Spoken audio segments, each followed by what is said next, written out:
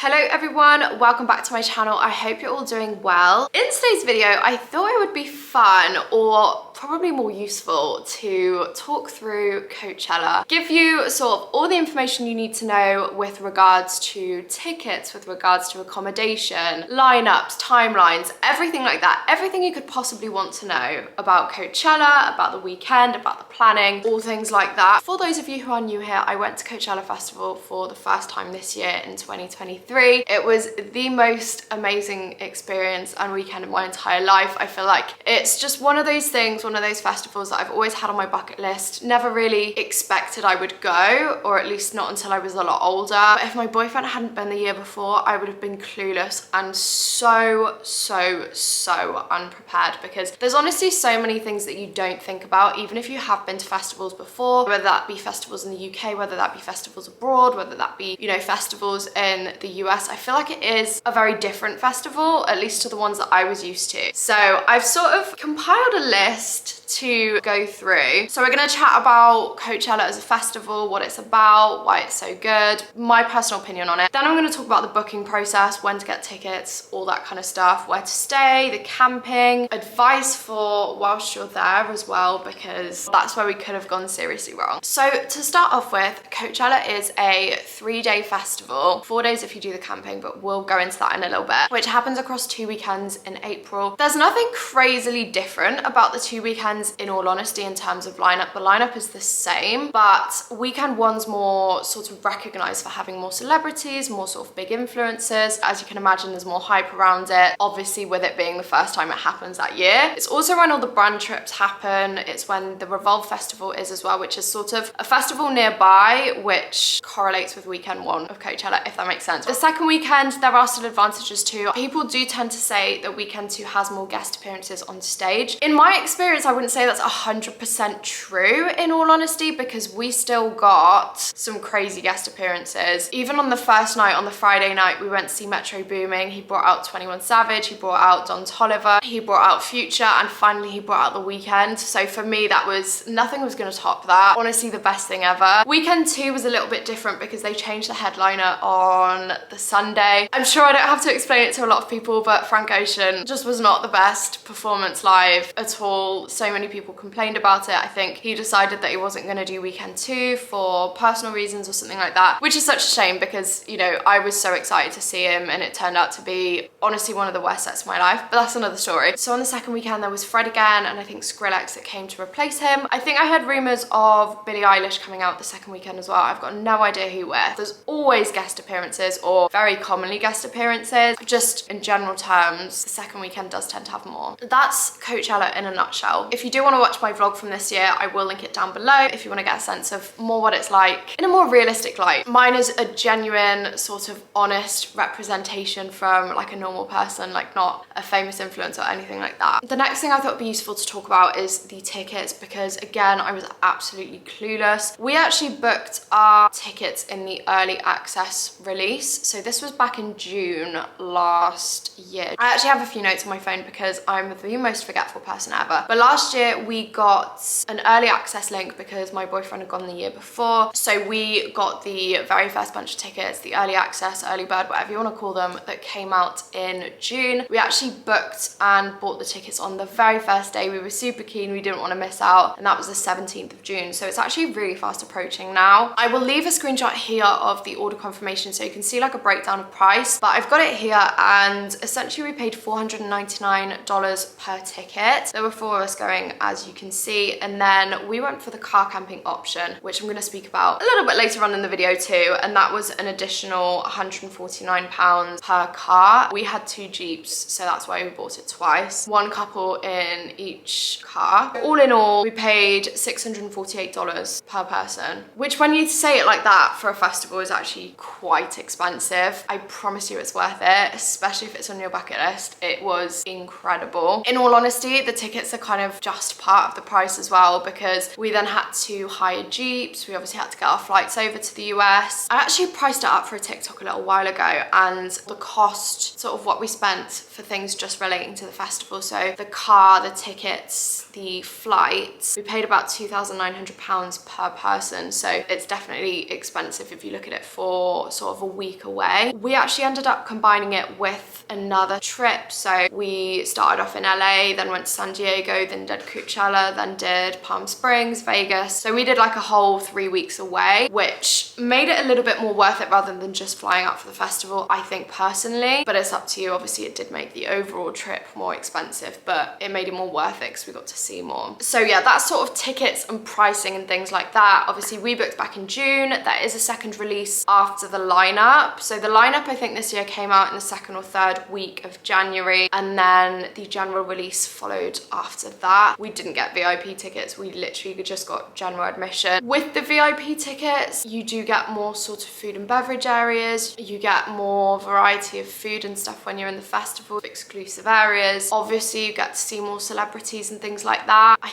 think it is an additional about $200 or $250 though, so is it worth it? I don't really know. That's sort of up to you to decide. I personally had a great time in general admission. I probably wouldn't pay for VIP, but that's just my personal opinion. Thing is, if Coachella is on your bucket list, you know you definitely want to go. You've been dreaming of going, that sort of thing, like it was for me. I would just bite the bullet and purchase the early access tickets that come out in June, which is why I'm making this video now. Just because then you know you've got them. You can start planning. Obviously if you wait until January, that's sort of when prices start to hike up in terms of planes, in terms of accommodation, in terms of vehicle hire, things like that. We'd actually booked pretty much all of that in November, I want to say. So it's definitely going to be more expensive the second time or in the general release, but then there are advantages as well because you know what the lineup is. And also if you did want to, you can use a payment plan when you purchase the early access tickets, obviously because it's further in advance, so you can spread it out over more months. So that's obviously very helpful because especially coming from the UK, when you look at the trip as a whole, she's spenny. Then I wanted to talk about where to stay, how to get to the festival, different accommodation types and things like that. So as I mentioned very briefly before, we actually got the car camping option. So you essentially take a car into the festival and you can camp either in the car, either in a tent on top of the car like we did, or you can have a tent out the back of your car. You then also have regular camping, which is where there's a separate car park and then you take your tent. Then there are various sorts of VIP options or like glamping options. I think they're called Lake Eldorado. I'm not exactly sure on the prices of those. Me and Tom did look, and I think just for the tickets and accommodation, you were looking at roughly around $3,000 per person or per tent.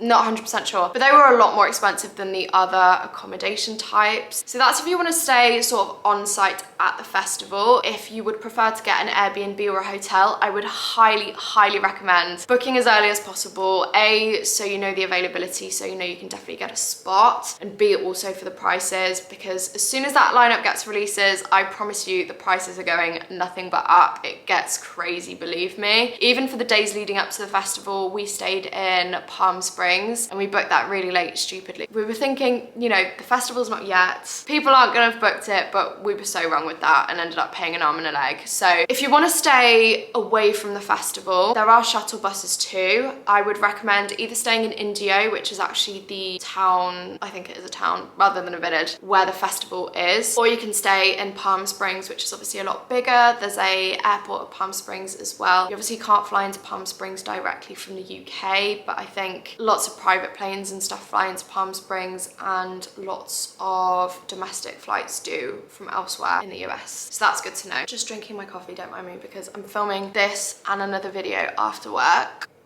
And your girl is tired. In terms of hotels, we stayed in quite a good one in Palm Springs. It was literally just called the Palm Springs Hotel. It was very basic in terms of the rooms. We had sort of 2 double bed situations just because that's literally all that was left. But the pool area was absolutely gorgeous. The staff were helpful as well. It was very clean. It was in a really good area in Palm Springs too. So that would be my recommendation in terms of hotels. That's the only one I've stayed in, so I wouldn't want to recommend anything else. But just know that there is a a shuttle bus, getting those shuttle bus tickets on top of your tickets is going to be like gold dust, because I promise you, based on other people's stories who we met in the festival, based on my friend's experience, you will not manage to get an Uber. You will be walking for miles. You will literally be cold by the evening time. You will be crying because I guarantee your feet will be in bits. It's just not worth it. Get the shuttle bus, queue up for a little bit. It's much better than waiting for an Uber that's never gonna get there. As I mentioned before when I was talking about the tickets, the car camping, we did have to pay an additional $150 per car. I actually would say we smashed it in terms of the car camping that we did. We got a Jeep Wrangler. It was so much fun. We booked it for a week. We sort of did San Diego and Palm Springs with them, drove them off-road and everything. It was so much fun. But for the festival itself, it was great because the tent's on top and then you've got like a little ladder going up to it, so you can keep the car locked and all your belongings inside. You're sort of up off the floor as well, which is nice because it does get quite dusty. The Jeep also came with a built-in fridge, which was amazing because it kept our drinks and our food cool. It also came with a shower situation. We could charge our phones. It was honestly perfect. It was fairly expensive, I would say, for a car rental for a week. We paid 1,300 euros because my boyfriend booked it per car. What's that, like $6.50 a person? Spenny, I know, like don't get me wrong, but it was fully kitted out, so we didn't have to use the showers in the camping at all, which was amazing. As I said, we had our food and drink fridge, which was so perfect because we ended up taking so much food into the festival and so much alcohol as well,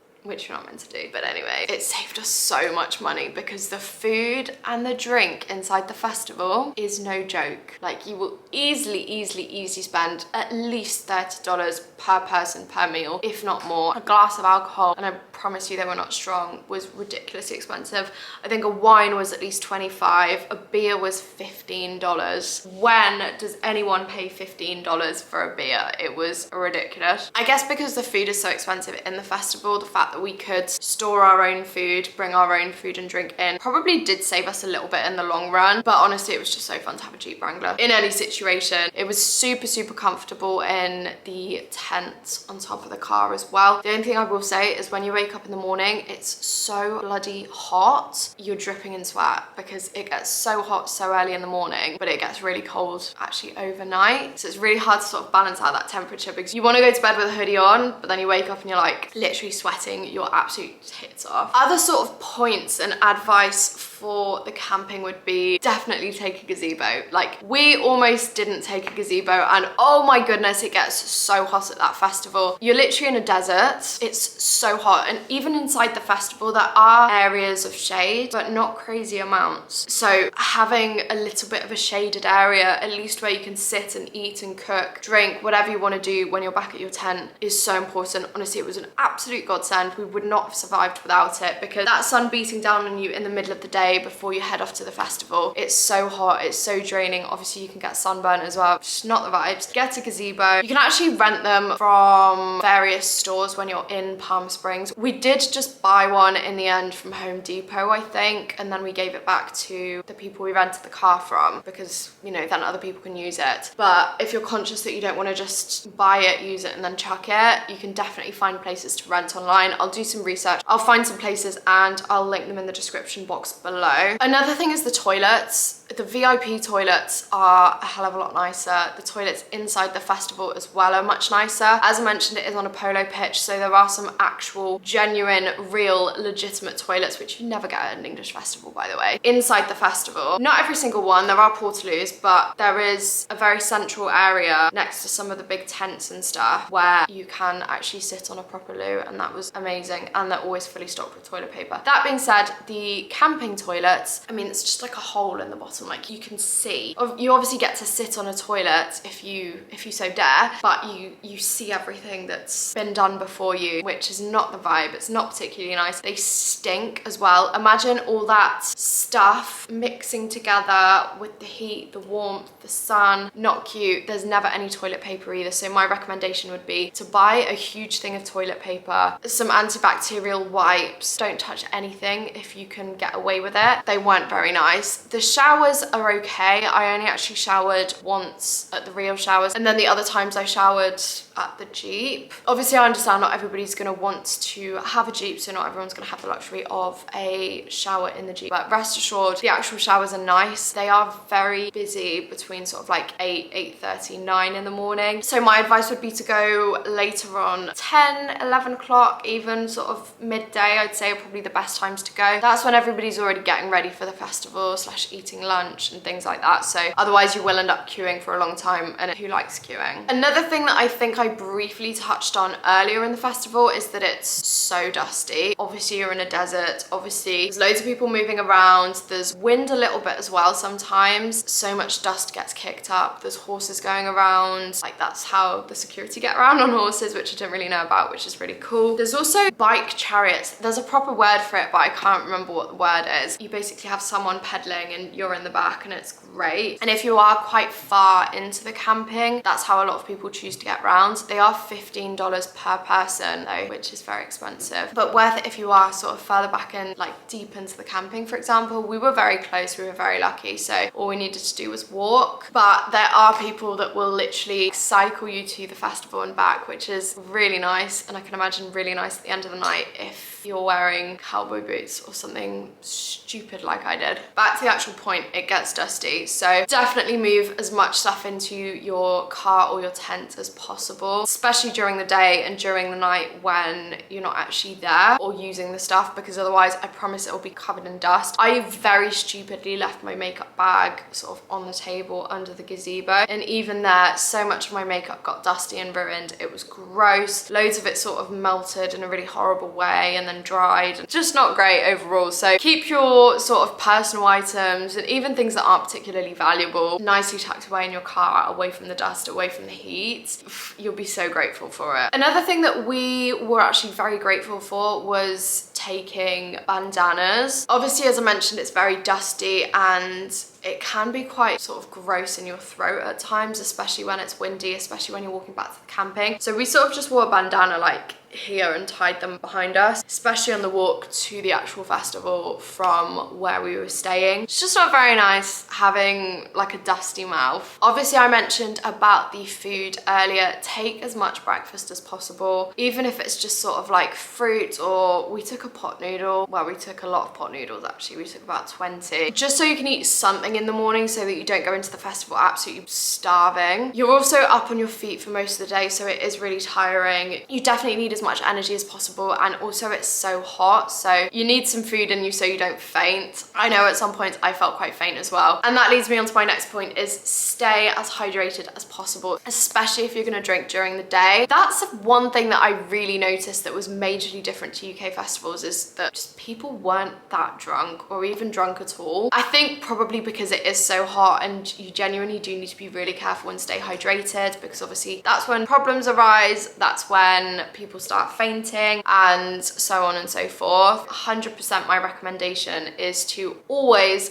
have water on you. You can buy water at so many different points within the festival too, which is amazing. Some people, in fact a lot of people, do take camelbacks, so those rucksacks that essentially fill up with water and then you have a tube coming round. So clever. I mean, I personally didn't want to wear one because it ruined my outfit, but that's probably not the best advice if you're actually looking for survival tips and like the best thing to do. That's such a clever idea, because then you constantly have water on you in case yourself or one of your friends or even a stranger needs it. Like so handy. Again, everything is expensive as soon as you get into the festival too. That includes drinks. We paid $15 per lemonade, a small lemonade like that. So just make sure you have your water on you. You can take empty water bottles in and it's absolutely perfect. So stay hydrated. It's very important. I then wanted to touch on footwear. Now, not everybody's gonna agree with this, but I personally will never wear cowboy boots again to Coachella, or at least not for the whole day. I wore cowboy boots on the first day and it ruined my feet, and it actually killed my back for the remainder of the festival. I was wearing ones that didn't look particularly high. They were sort of like that, but imagine being on your feet all day. You're sort of walking on uneven ground, things like that. You're jumping up and down around in a crowd, you're being pushed about. It's just not great for your feet. Some people can definitely endure it better than others. I'm not saying I'm like a worry, because I'm quite clearly not, but I would definitely highly recommend wearing some sort of flat covered footwear if you can, because you do get knocked about quite a lot, especially when you're in the crowds. If you are insistent on wearing cowboy boots or some sort of heeled boot like I was, wear it during the day, go get some nice photos. That's absolutely fine. Obviously we were in quite a good position because we were in the camping, so we could actually go back during the day, change our footwear, grab some snacks, grab some water, sit down, have a rest, get in the shade a little bit. So that's when I would change to sort of combat boots, something like that, or flatter footwear for the evening or the rest of the afternoon, and that was a godsend. But even if you are insistent on wearing your cowboy boots, and I don't really blame you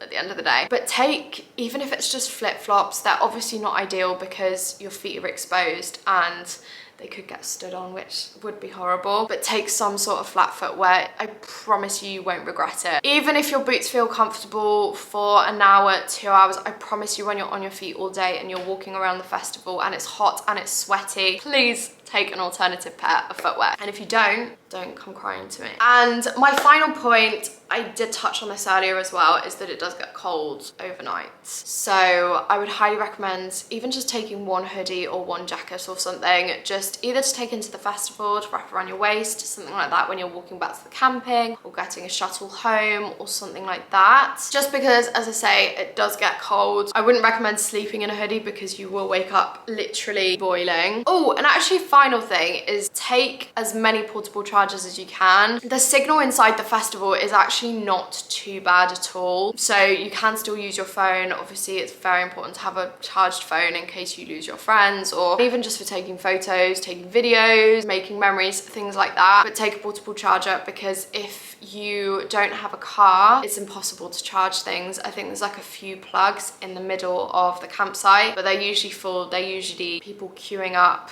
You basically have to sit with your phone as well. It's not like you can put it in a locker. Portable chargers are gonna be your best friend, but you probably already know that anyway. Anyway guys, I think that's everything that I've got for today's video. I think that's all the advice I can possibly give. Lots of this I did think sort of off the top of my head as I'm going through the video, so if you have any sort of questions at all, make sure you drop them in the comments below. I'd be more than happy to answer anything. If you want the early access link as well, drop me a message on my Instagram. I'll obviously be getting that this year from going this year. But yeah, I think that's absolutely everything that I've got for today's video. As mentioned, any questions, let me know. I will do my very best to answer everything. Highly recommend Coachella. Get it off your bucket list. I will definitely be going again. But that's everything. So thank you so much for watching. I hope you enjoyed. I hope this was informative, and I will hopefully see you in my next video. Bye!